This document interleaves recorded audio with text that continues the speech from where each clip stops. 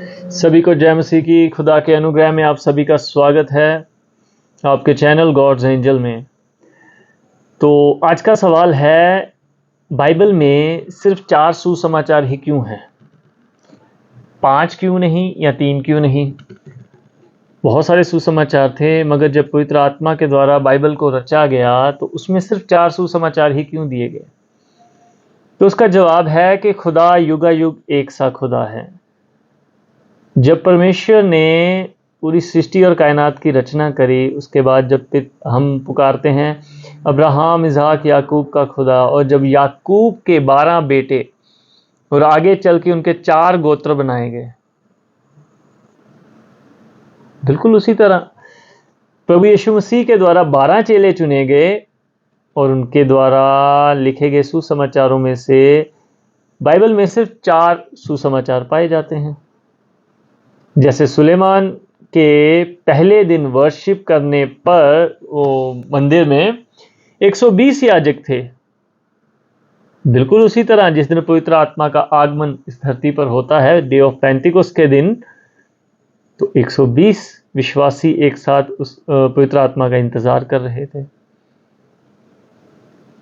ये बाइबल का खुदा है, ये सर्वव्यापी है, ये परमेश्वर हैं जो अपने आप में कभी भी नहीं बदलते और ना ही उनके काम करने का तरीका बदलता है। उनके दिए गए प्रमाण कोई झुटला नहीं सकता।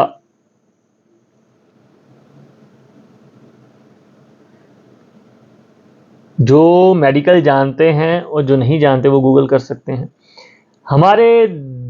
हमारी जीवन को जिंदा रखने के लिए 2 चीज़ें बहुत ज़रूरी हैं। एक, जो हम सांस लेते हैं लगातार। दूसरा, जो हमारा दिल धड़कता रहता है लगातार, हमारे पैदा होने से लेकर हमारी आखिरी सांस तक ये धड़कता रहता है।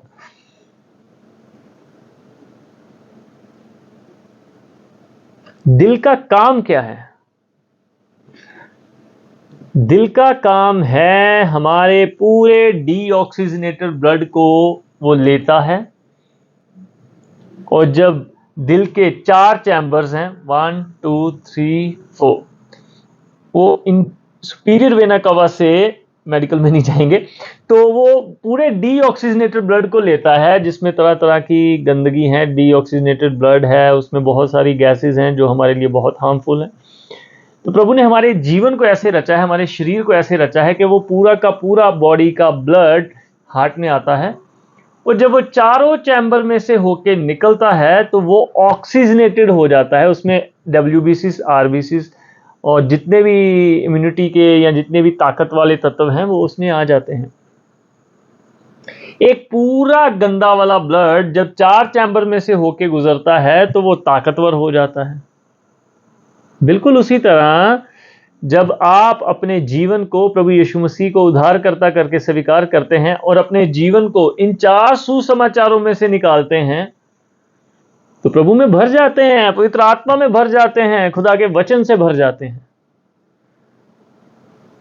सामर्थ से भर जाते हैं, दूसरों के लिए भलाई, दूसरों के लिए प्यार, खुदा का अनुग्रह आप अपने अंदर लेकर चलते हैं, प्रभु के प्यार को अंदर लेकर चलते हैं।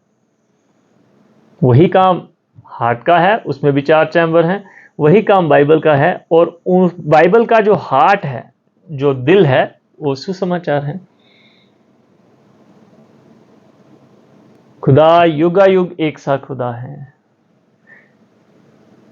उन्होंने आपके अंदर यहां जहां हार्ट रखा है, यहां 12 रिब्स इधर हैं, 12 रिब्स इधर हैं, और बीच में ये कॉलर बोन बोलते हैं इसको। ये आपको मसीह में, कॉलर बोन और स्टर्नम, ये आपको मसीह में जोड़ता है। याकूब के 12 गोत्र और प्रभु यीशु मसीह के 12 चेले जो यीशु मसीह के द्वारा जुड़े, मतलब पुराना नियम और नया नियम, बीच में प्रभु यीशु मसीह जुड़ते हैं। इसके द्वारा, क्रॉस के द्वारा, उनकी कुर्बानी के द्वारा। अब इन चीजों को आप निकाल नहीं सकते, आप इन चीजों को निकाल नहीं सकते, क्योंकि बाइबल युगायुग पहले से लिखी हुई है, मानव शरीर बाद में आया। बट इस चीज से यह जरूर पता चलता है कि इंसान को बनाने वाला, सृष्टि को बनाने वाला और बाइबल का खुदा ही है, वही एकमात्र खुदा है। इसकी जड़ों में चलते हैं, बहुत गहराई में। जब आप प्रकाशित वाक्य पढ़ते हैं तो हमें पता चलता है कि जो परमेश्वर का सिंहासन है, जहां पे विराजमान है, वहां पे 24 सिंहासन है, 12 इधर हैं, 12 इधर हैं, परमेश्वर का सिंहासन है। और वो 24 सिंहासन और परमेश्वर का सिंहासन किससे घिरा हुआ है? 4 जंतुओं से। वहां 5 क्यों नहीं है, यहां 3 क्यों नहीं है? वहां पे भी 4 हैं। जो परमेश्वर का सिंहासन विराजमान है, वहां पे भी 4 जंतु हैं। इसमें ज्यादा कुछ नहीं है। खुदा युगायुग एक सा खुदा है, जो स्वर्ग में परमेश्वर है, उन्हीं के द्वारा सब चीजें रची गई हैं। इसलिए ये सारी चीजें जो कॉमन हैं वो आपको मिलती रहेंगी। ये परमेश्वर को जानने का विषय है, उनके करीब जाने का विषय है। खुदा इन सब प्रकाशनों से आपको बहुतायत से आशीष दे।